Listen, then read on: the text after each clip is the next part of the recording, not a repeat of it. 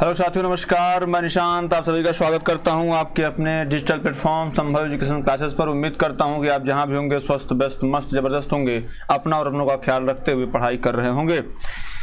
हवा में ताश का महल नहीं बनता, रोने से बिगड़ा मुकद्दर नहीं बनता, और दुनिया जीतने का हौसला रख मेरे दोस्त, एक जीत से कोई सिकंदर नहीं बनता। लेकिन हम जो प्रैक्टिस सेशन चला रहे हैं, जो आपको पढ़ा रहे हैं, बेसिकली पूरा टारगेट पीईटी पे है। तो इस चरण में हम अगला चरण जो ले रहे हैं, हमने पढ़ लिया वैदिक सभ्यता, सिंधु सभ्यता हमने पढ़ लिया है। इसे प्रश्न कराना बाकी है। जैसे ही ये खत्म होगा महाजनपद काल, सारे के सारे प्रश्न आपके समक्ष लेते आऊंगा। ठीक है, तो आज हम महाजनपद काल के विषय में पढ़ेंगे। जैसे आप देख भी पा रहे हैं कि इसमें महाजनपद काल के विषय में हम लोग पढ़ने वाले हैं। ठीक है, तो चलिए लेते हैं अपना स्लाइड खोलते हैं और पहले स्लाइड देखिए, आप यहां देख पा रहे हैं 16 महाजनपद काल, मगध का उदय, सारी चीजों पर चर्चा करेंगे। ठीक है, तो जो भारत का प्राचीन इतिहास है उसके अकॉर्डिंगली हम लोग पढ़ते हैं और देखते हैं कि कैसे कैसे इतिहास में ये विकास हुआ।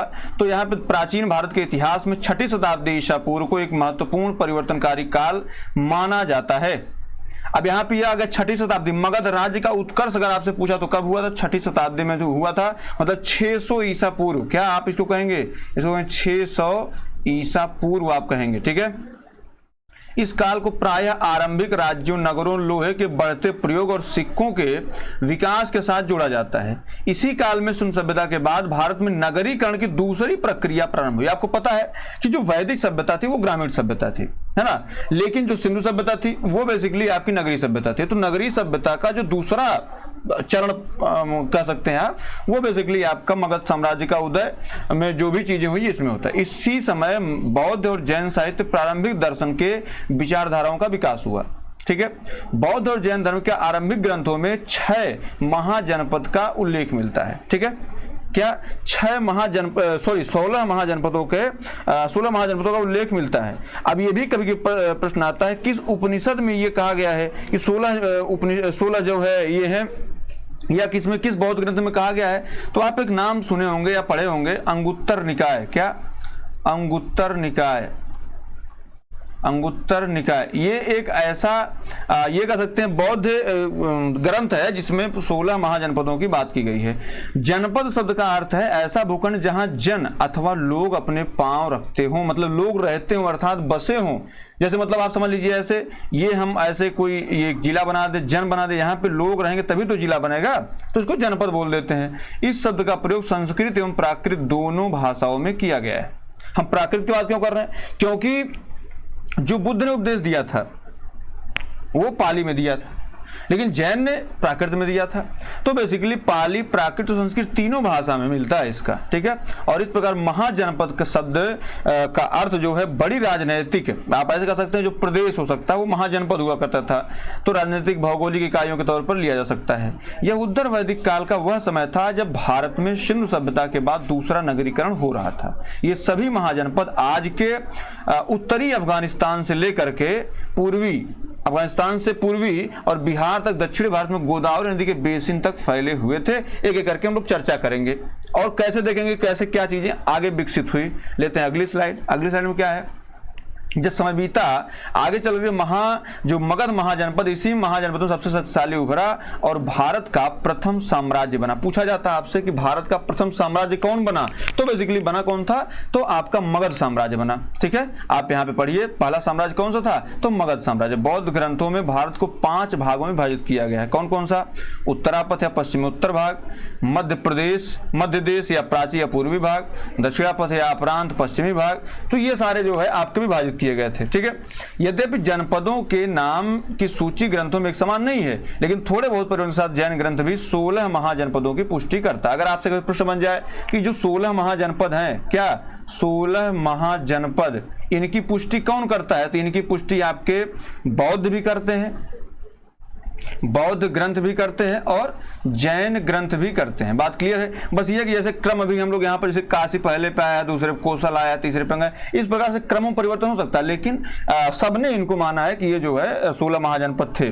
तो मगध हो जाता है, वाज्जी हो जाता है, मल्ल, चेदी, वत्स, कुरु, पांचाल, मत्स्य, सूरसेन, उसके बाद अस्मक और उसके बाद अवंती, गांधार, कंबोज। देखिए ये सारे के सारे हम लोग एक एक करके पढ़ेंगे और विश्वास दिला रहा हूँ, इससे बाहर आप पीसीएस तक एग्जाम बैठिएगा, इससे बाहर अगर प्रश्न आ जाएगा तो आप चैनल को सब्सक्राइब कर दीजिएगा। इतना चूंकि इस पे मैंने काम किया हुआ है, ठीक है। तो इसको पहले एक बार ग्राफ के माध्यम से समझ लेते हैं। यहाँ पे हमने ग्राफ लिए हुए, एक थोड़ा सा बड़ा ग्राफ लेते हैं। जैसे यहाँ पे आप देख पा रहे हैं कंबोज, ठीक है।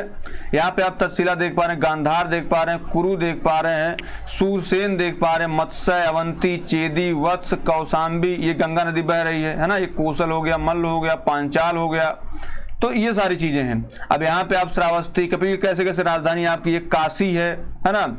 फिर उसके बाद आप यहाँ पे अस्मक देख पा रहे हैं। तो ये सारी चीजें, मगध यहाँ पे है आपका, जो बिहार सटा हुआ है, अंग यहाँ पे है। अभी हम एक करके सबको पढ़ेंगे, बात क्लियर है। तो एक पहला लेते हैं अपना अवंती। अवंती के विषय में थोड़ा सा पढ़ लें। इसकी पहचान मध्य प्रदेश के आधुनिक मालवा क्षेत्र से की जाती है। जो आधुनिक मालवा का क्षेत्र है वहां से की जाती है। और विंध्य पर्वत की श्रृंखला इसे दो भाग में विभाजित करती थी। कौन कौन सा? एक उत्तरी अवंती और दूसरा दक्षिणी अवंती। उत्तरी अवंती की राजधानी जो थी वो उज्जैन थी। क्या थी? उज्जैन। और दक्षिणी अवंती की राजधानी क्या थी? माहेश्वरी या आधुनिक जो है माहेश्वर। यहाँ पे आप देख पा रहे हैं ये माहेश्वर इसकी जो है अवंती की राजधानी, दक्षिणी अवंती की राजधानी थी, जिसको माहेश्वरी कहते थे, अभी माहेश्वर है। और जो आपकी उत्तरी अवंती थी इसकी राजधानी जो थी वो उज्जैन थी। बात क्लियर है। इन दोनों राजधानियां ये दोनों राजधानियां उत्तर भारत के एक और दक्कन से और पश्चिमी समुद्री तट के बंदरगाहों से जुड़ने और व्यापारिक मार्ग पर स्थित होने के कारण अत्यंत महत्वपूर्ण थी। और प्राचीन काल में यहाँ किस वंश का शासक था? तो है वंश का यहाँ पे शासक था। बात क्लियर है। ये आपका अवंती हो गया और यहाँ पे उज्जैन और यहाँ पे माहेश्वर। तो उत्तर में आपका उज्जैन अवंती ये है, उज्जैन इसकी राजधानी, उत्तरी अवंती, और दक्षिण में आपका माहेश्वर हो जाती है। अवंती के विषय में इतना ही था। चलिए आगे बढ़ते हैं भैया, अगला लेते हैं अस्मक या अस किसको बोलते हैं। बौद्ध ग्रंथ में इसका बहुत ही महत्वपूर्ण योगदान रहा है ना। तो बौद्ध ग्रंथों के अनुसार यह नर्मदा नदी और गोदावरी नदियों के बीच स्थित था। और दक्षिण भारत का जैसे पूछा था, दक्षिण भारत का एकमात्र महाजनपद कौन था? तो आपका अस्मक ही था। इस प्रदेश की राजधानी पोटन, जिसे आधुनिक बोधन से चिन्हित किया जा सकता है, थी। इस राज्य के ये राजा इक्ष्वाक वंश के थे, है ना। क्या? इक्ष्वाक वंशी थे। और इसका अवंती के साथ निरंतर संघर्ष चलता रहता था और अंततः यह राज्य किसके अधीन हो गया? अवंती के अधीन हो गया। अभी हम लोग इसके पहले क्या पढ़े हैं? अवंती पढ़े हैं। तो बेसिकली इसका अवंती के साथ जो है संघर्ष चलता रहता था, तो बाद में ये अवंती के अधीन हो गया। अस्मक भी आप देख पा रहे हैं, ये अस्मक है। और अभी मैंने बताया इसकी राजधानी ये पोटन हो गई या पोटना इसको बोलते हैं। और ये गोदावरी नदी है, ये मंजीरा नदी है, कृष्णा नदी आप यहाँ पे देख पा रहे हैं। बात क्लियर है। तो ये दक्षिण भारत का एकमात्र महाजनपद था। बाकी सारे इधर उधर अपना है। तो दक्षिण भारत का अगर एकमात्र महाजनपद कौन सा था पूछे आपसे, तो आप क्या बताएंगे भैया?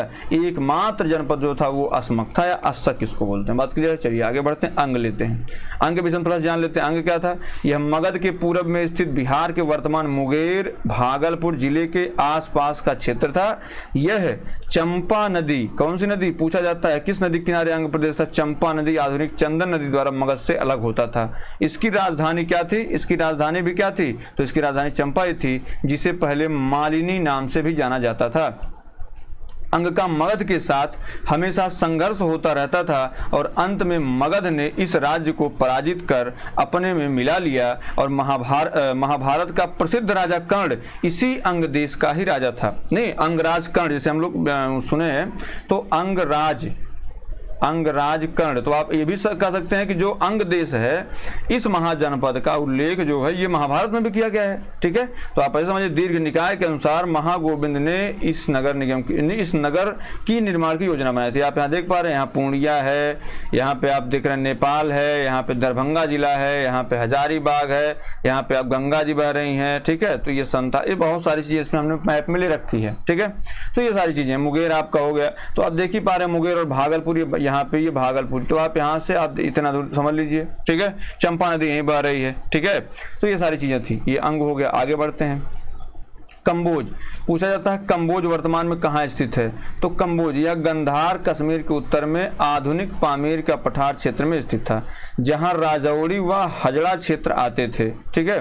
हाटक या राजापुर इस राज्य की राजधानी थी। वर्तमान में भारत में स्थित नहीं है। ये एसएससी ने इसको 2 दफा पूछ रखा है और यूपीपी में एक बार आ चुका है। ठीक है। कंबोज भारत का भारत के किस क्षेत्र में स्थित है, तो आप उसमें 3 ऑप्शन देता था। कश्मीर देता था, कश्मीर चूंकि जिस क्षेत्र में वो स्थित है वो भारत ऑक्युपाइड नहीं है, वो पीओके ऑक्युपाइड है, तो उसमें आप कह सकते हैं कि वर्तमान में भारत में स्थित नहीं है। बात क्लियर है? तो ये आपका भारत यहीं तक है ना, ये यहाँ पे स्थित है। ठीक है, चलिए आगे बढ़ते हैं। काशी को लेते हैं। काशी में क्या है, इसको तो कौन नहीं जानता है, ये हमारी धार्मिक राजधानी है।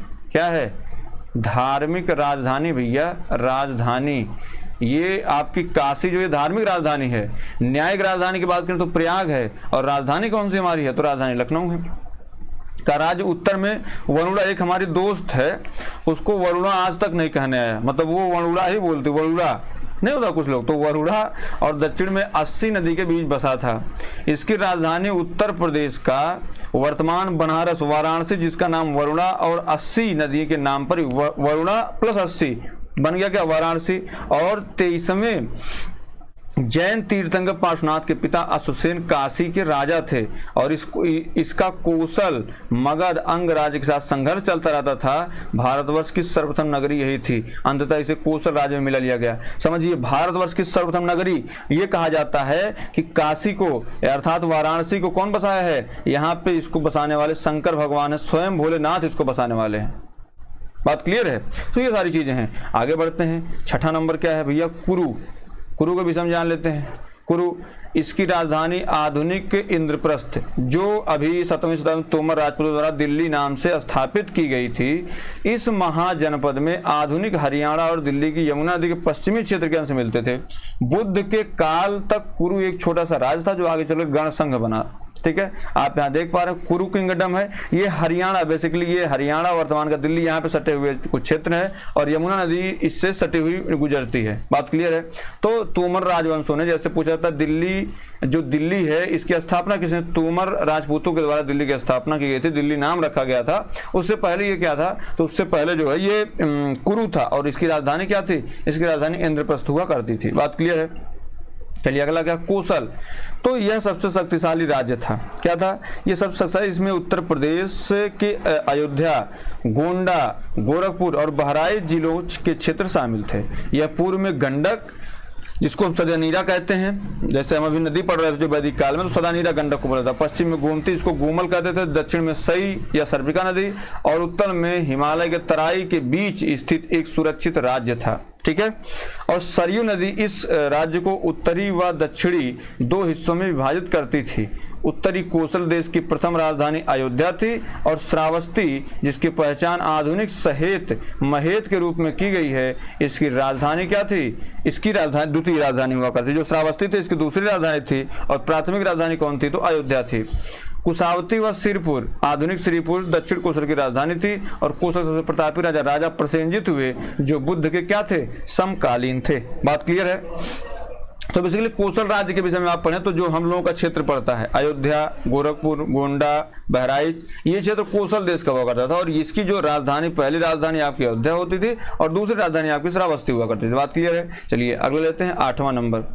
सबसे ज्यादा प्रश्न यहीं से आते हैं आपके। ठीक है, तो बेसिकली गांधार, तो पाकिस्तान का पश्चिमी तथा अफगानिस्तान का पूर्वी क्षेत्र और कश्मीर के कुछ भाग इस राज्य में आते थे। ठीक है, इसकी राजधानी तक्षशिला थी, जो एक समकालीन ज्ञान एवं व्यापार की नगरी के रूप में प्रसिद्ध थी। यहीं भारत का पहला विश्वविद्यालय स्थापित हो, तक्षशिला विश्वविद्यालय यहीं पर स्थापित हो, गांधार में ही। और प्राचीन तक्षशिला एक अत्यंत प्रमुख नगर था, जो अफगानिस्तान के और मध्य एशिया के जाने वाले रास्तों पर पड़ता था। ध्यातव्य है, गांधार का राज्य आधुनिक कंदहार से अलग है, जो कि इस क्षेत्र के दक्षिण में स्थित है। तक्षशिला की खोज पूछा जाता है किसने की, तक्षशिला की खोज अलेक्जेंडर कनिंघम नामक पुरातत्वविद ने 1871 में की थी, जो कि भारतीय पुरातात्विक सर्वेक्षण ASI के प्रथम महानिदेशक हुआ करते थे। ठीक है, तो ये सारी चीजें इन्होंने खोजी थी। मतलब गांधार अभी पूछा जाए वर्तमान में भारत का पार्ट है कि नहीं है, तो बेसिकली भारत का पार्ट अभी वर्तमान में नहीं है। बात क्लियर है? तो ये सारी चीजें थी। ठीक है, आप यहाँ पे देख पा रहे हैं गांधार को, ये आपका यहाँ गांधार है, अफगानिस्तान जो भी वर्तमान का है। फिर यहाँ पे आप मर्जिना, बैक्टीरिया, यहाँ पामीर का पठार है। ठीक है, यहाँ पे हिमालय है, यहाँ पे आपका इतना दूर भारत आपका आ जाता है, ठीक है। तो ये सारी चीज़ें थी। तक्षशिला देखिए यहाँ पे है, यहीं पे आपकी यूनिवर्सिटी, पहली यूनिवर्सिटी यहीं पे तक्षशिला विश्वविद्यालय बनवाई गई थी। चलिए आगे बढ़ते हैं। नौवां क्या भैया, चेदी। वर्तमान में उत्तर प्रदेश के बुंदेलखंड क्षेत्र का ये था, इसका नाम चेदी। इसकी जो राजधानी थी वो थी शक्तिमती, है ना, जो सेटवती नगर के नाम से जानी जाती थी। इस राज्य का उल्लेख महाभारत में भी है, चेदी का, क्योंकि शिशुपाल जो है यहाँ का प्रसिद्ध राजा था, जिसका वध परंपरा के अनुसार भगवान कृष्ण ने किया था। तो शिशुपाल किस वंश का था? चेदी वंश का था, मतलब भगवान कृष्ण ने इस वंश का सर्वनाश कर दिया था। उसके बाद 10वें नंबर पे आते हैं वत्स या वंश।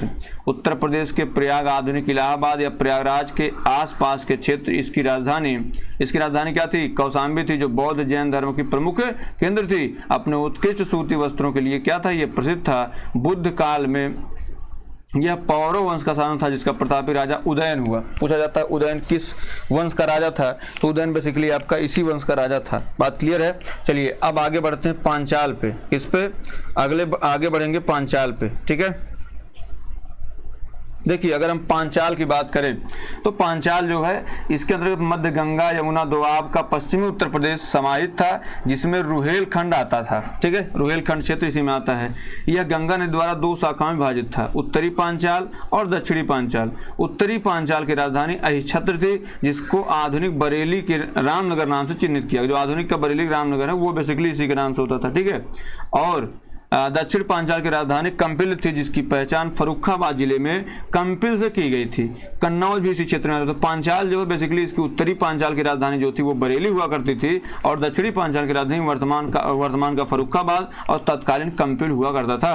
बात क्लियर है। तो ये पांचाल के विषय हम लोगों ने पढ़ लिया। अभी और हम लोग डीपली जाकर के जो इतना पढ़ रहे हैं ये पीसीएस तक के एग्जाम को कवर करेगा, ठीक है। चलिए अब पढ़ लेते हैं क्या,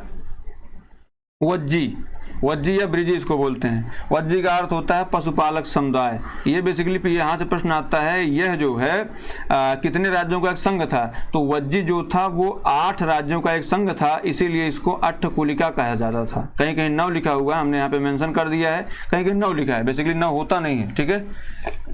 यह गंगा नदी के उत्तर में नेपाल की तराई में स्थित था। वज्जियों के इन 8 कुलों को वज्जी, लिच्छवी और विदेह ज्ञात्रिक सर्वाधिक महत्वपूर्ण थे। जैन महावीर जो थे ये वज्जी कुल के ही थे। जो जैन महावीर थे, महावीर जैन, वो इसी कुल के थे। इस संघ का सर्वाधिक शक्तिशाली गणराज्य वैशाली के लिच्छवियों का था। जो क्षत्रिय थे इस राज्य की राजधानी वैशाली थी, ठीक है। जो लिच्छवी थे इनकी वैशाली नहीं, गाना उसमें छोड़ के लिच्छवी वैशाली बलम अमरपाली से, है ना, ऐसा गाना होता ना। तो ये बेसिकली इसी के लिए ऐसे आप याद कर सकते हैं, ठीक है। तो जिसकी पहचान जो है आधुनिक बिहार के मुजफ्फरपुर जिले में गंडक नदी के तट पर स्थित वसाड़ से की गई है। विदेह की राजधानी जो थी वो मिथिला थी, जो वर्तमान नहीं होता। हम लोग गाना जैसे आज तक प्रभु श्री राम को गाली देने का दुस्साहस उनके समक्ष अगर किसी ने किया तो वो बेसिकली विदेह की जो राजधानी मैथिली थी वहां की महिलाओं ने किया। जो जनकपुर कस्बा एक नाम है, वहां जब राम जी की शादी के लिए गए हुए थे तो वहां की महिलाओं ने इनको खूब गाली सुनाई थी, और जो बजरंगबली थे वो गुस्से में आते थे कि अब प्रभु को गाली दी जा रही है। तो ये बताया गया कि यहाँ की परंपरा है, नियम है। जैसे हम लोग यहाँ नहीं होता, शादी में लोग गरियाते हैं बल भर, मतलब माँ बहन क्या कैसे सब गरिया देते हैं, किसी को बुरा नहीं लगता, हंसते हैं लोग। क्यों? क्योंकि वो एक परंपरा है, उस परंपरा का लोग पालन करते हैं। बात क्लियर है। जैन परंपरा के अनुसार यहाँ महावीर का जन्म स्थान था, और पुराणों में इसे वीसल नामक नगर बताया गया है, जिसके कारण इसका नाम वैशाली पड़ा। बात क्लियर है। तो वज्जी जो था इसका नाम, ये अगर आएंगे आप महावीर के विषय में पढ़ेंगे तो इनका जन्म स्थान यही हुआ था, जिसको जो है वीसल कहा जाता था, या इसका नाम बाद में वैशाली पड़ा, ठीक है। राजा वीसल जो है, राजा वीसल का गढ़ कहे जाने वाले पुरातात्विक टीले से पुराने दुर्ग के अवशेष मिले हैं। लिच्छवी गणराज्य को विश्व का पहला गणतंत्र माना जाता है। ये बेहद इंपॉर्टेंट है। विश्व का पहला गणतंत्र किसे माना जाता है? तो वो लिच्छवी गणराज्य को माना जाता है। बात क्लियर है। और मगध के शासक अजातशत्रु ने अपने मंत्री वत्सकार की सहायता से वज्जी कुल पर विजय प्राप्त कर ली, और महावस्तु से ज्ञात होता है कि महात्मा बुद्ध 11 लिच्छवी के निमंत्रण में वैशाली गए थे, और वज्जी गणसंघ के शासक चेतक त्रिशाला महावीर की माता के भाई थे और मगध के राजा बिंबिसार की पत्नी चिलानना के पिता थे। बात क्लियर है। चलिए ये वज्जी तक था। आगे पढ़ लेते हैं भैया मल्ल के विषय में। मल्ल के विषय में क्या पढ़ेंगे आप? तो मल्ल जो था ये बेसिकली हमने अभी पढ़ा, अभी हम लोग ये पढ़े थे, वज्जी जो था ये 8 कुल का था, ठीक है, बेसिकली 8 राज्यों का एक संघ था। और जो आपका मल्ल था ये बेसिकली 9 कुलों का एक गण संघ था। ये संघ नहीं था, गण संघ था, जो पूर्वी उत्तर प्रदेश के देवरिया गोरखपुर के आसपास बिल्कुल विस्तृत रूप से बैठा हुआ था। आप देखेंगे यहाँ के जो मल्लाह जो मल्ल हैं ये बहुत मजबूत हैं। क्यों? क्योंकि एक टाइम में इन्होंने शासन किया था और मल्ल की 2 शाखाएं थी, मल्लों की 2 शाखाएं थी। एक की राजधानी कुशीनगर थी जो वर्तमान कुशीनगर कासिया है, और दूसरी राजधानी क्या थी भैया? दूसरी राजधानी जो है ये आपकी पावा या पव थी जो वर्तमान फाजिल नगर है। बात क्लियर है। प्रारंभ में मल्ल का एक राजतंत्र था जो कि बाद में गणतंत्र के रूप में परिवर्तित हो गया, और कुश जातक में गोकाक को वहां का प्रसिद्ध राजा बताया गया है। बात क्लियर है। तो यहाँ तक मल्ल के समय आप पढ़ लिए। अगला क्या है? यह पश्चिमी उत्तर प्रदेश में स्थित जिसकी राजधानी मथुरा थी। प्रारंभिक ऐतिहासिक काल के प्रमुख नगरों में मथुरा का स्थान आता है। महाभारत और पुराणों में इस स्थान को यादव वंश से जोड़ा गया है, जिसमें विष्णु एक कुल था और जिसमें कृष्ण का क्या हुआ था? जन्म हुआ था। सूरसेन मथुरा, आप यहाँ इसकी सूरसेन की राजधानी पूछ जाती, मथुरा याद कर लीजिएगा, ठीक है। यह गंगा उबर मैदानों के द्वार पर स्थित था और उत्तरापथ पर एक प्रमुख केंद्र था, क्योंकि यह उत्तर पर दक्षिणवर्ती दिशा में मालवा की ओर जाता था। एक मार्ग पश्चिम तट की ओर, और मथुरा नगर उत्तर में यमुना के निकट अम्बारिश टोला के मथुरा सांस्कृतिक स्तर पर विन्यास में कालखंडों से जोड़ा गया है। और बौद्ध ग्रंथ के अनुसार अवंती के पुत्र राजा बुद्ध का शिष्य था। जो यहाँ का अनुसार जो अवंती पुत्र जो था वो यहाँ का राजा था जो कि बुद्ध का शिष्य हुआ करता था। बात क्लियर है। और पुराणों में मथुरा के राजवंश को यदुवंश कहा गया है। क्षत्रियों का एक वंश यदुवंश है, बेसिकली उसी को कहा गया है। बात क्लियर है। चलिए आगे बढ़ते हैं। 15 नंबर पढ़ लेते हैं। 16 महाजनपद है तो 15 हमने 14 पढ़ लिया, 15वें पे आते हैं। मगध की बात करते हैं। मगध महाजनपद दक्षिण बिहार के वर्तमान पटना व गया जिले में स्थित था। सभी 16 महाजनपदों में सबसे शक्तिशाली जो है सिद्ध यही हुआ, क्योंकि धीरे धीरे अन्य सभी राज्यों को स्वयं में समाहित कर यह भारत का प्रथम साम्राज्य बना। और मगध का प्रथम स्पष्ट उल्लेख जो है अथर्ववेद में मिलता है। हालांकि ऋग्वेद में मगध का प्रत्यक्ष उल्लेख तो नहीं, किंतु कीकट जाति और उसके राजा परम अंगद की चर्चा है, जो कि संभवतः इसी क्षेत्र से संबंधित है। मगध के बारे में आपको जो जानकारी मिलती है वो महाभारत और पुराणों के द्वारा भी मिलती है। और शतपथ ब्राह्मण में इस क्षेत्र को क्या कहा गया है? शतपथ ब्राह्मण में इसी क्षेत्र को कीकट कहा गया है। क्या कहा गया भैया? इसी को क्या कहा गया है? मैं लिख दे रहा हूं, आपके नहीं समझ में आ रहा, कीकट कहा गया है, ठीक है। गंगा नदी घाटी क्षेत्र में आने के कारण यह अत्यंत उपजाऊ क्षेत्र भी था। और इसकी प्रारंभिक जो राजधानी थी मगध की, इसकी प्रारंभिक राजधानी राजगिरी वर्तमान की राजगीर थी, जो कि चारों तरफ पर्वतों से घिरी होने के कारण गिरिव्रज के नाम से भी जानी जाती थी। बात क्लियर है। और सामरिक रूप से बहुत सुरक्षित थी। राजगीर के ऐतिहासिक महत्व को बौद्ध एवं जैन दोनों धर्मों से जोड़ा गया है और यहाँ 2 नगरों को रेखांकित किया जा सकता है, प्राचीन राजगीर और नवीन राजगीर। प्राचीन राजगीर 5 पहाड़ियों के बीच स्थित है, जिसके चारों तरफ दोहरे पत्थर से घिरे हुए घने घेरे बने हुए हैं और जो बिंबिसार का द्वारा बनवाए गए थे। और नवीन राजगीर जो है पत्थर की दीवारों से घिरा था, जो प्राचीन राजगीर के उत्तर में बसाया गया था, ठीक है। तो ये सारी चीजें थी। बाद में वैशाली और पाटलिपुत्र जो है इसकी राजधानियां बनी। जो 15वां आपका मगध खत्म हो गया। मत्स्य पे आते हैं तो यह वर्तमान राजस्थान के अलवर, ये पूछा जाता है कि मत्स्य जो राज्य है ये किस राज्य में स्थित है, तो आप बताएंगे ये जो है ये आपका राजस्थान में स्थित है और भरतपुर जयपुर क्षेत्र इसमें शामिल हैं। इसकी राजधानी जो थी, इसकी राजधानी विराटनगर थी, जिसकी पहचान आधुनिक बैरठ के रूप में की गई थी। और इसका नाम राज्य के संस्थापक विराट के नाम पर पड़ा। ऐसा माना जाता है कि अज्ञातवास के दौरान इसी राजा ने पांडवों को शरण दिया था। बात इतनी क्लियर है। तो बेसिकली हमने मत्स्य तक पढ़ लिया है। ये 16 महाजनपद यही थे। अब थोड़ा सा इसके विषय में ऊपर पढ़ लेते हैं, ठीक है। जैसे पहला क्या था भैया? पहला आपका अंग था। अंग की राजधानी क्या थी? चंबा थी। कहाँ तक फैला? भागलपुर मुंगेर आसपास क्षेत्र पूर्वी बिहार। दूसरा मगध है। मगध में क्या है? राजगिरी, ठीक है। अगर हम मगध की बात कर लें तो बेसिकली आपका जैसे मगध है तो राजगिरी, वैशाली, पाटलिपुत्र इसकी राजधानी थी, पटना, गया, मगध के आसपास क्षेत्र मध्य है। 16 महाजन सर्वाधिक शक्तिशाली जो था ये बेसिकली मगध ही था, ठीक है। काशी का वाराणसी, आधुनिक बनारस उत्तर प्रदेश। वत्स जो है ये बेसिकली इलाहाबाद को कहा जाता था, इसकी जो राजधानी थी कौशाम्बी थी, और वर्तमान भौगोलिक क्षेत्र जो है ये इलाहाबाद प्रयागराज उत्तर प्रदेश है, ठीक है। वज्जी की बात करें तो वज्जी की जो राजधानी थी वैशाली थी, विदेह थी, मिथिला थी, और दरभंगा मधुबनी के आसपास के क्षेत्र बिहार में आता था। उसके बाद कौशल की बात करें तो अपना कौशल्या, तो बेसिकली श्रावस्ती, अयोध्या, फैजाबाद के आसपास का क्षेत्र जो है ये बेसिकली इसके अंतर्गत आता है। उसके बाद अवंती की बात करें तो उज्जैन, माहिष्मती, और अभी हम लोग कुछ देर पढ़े उज्जैन और माहिष्मती दोनों पढ़े हैं। बात क्लियर, सबसे अंतिम जो बनने वाला है वो माहिष्मती है, ठीक है।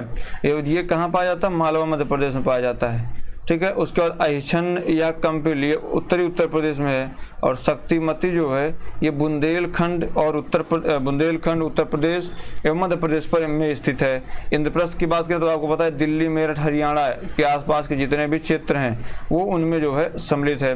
और विराटनगर जो है जयपुर राजस्थान। हाटक कहाँ? तो राजौरी, ठीक है। उसके बाद मथुरा की बात करें तो आधुनिक मथुरा उत्तर प्रदेश। और पोतन अभी हम आपको दिखाया था दक्षिण भारत की गोदावरी नदी के आसपास का जो क्षेत्र है, और दक्षिण भारत का एकमात्र महाजनपद जिसको आप क्या कह सकते हैं, जिसको आप कह सकते हैं असमक, ठीक है।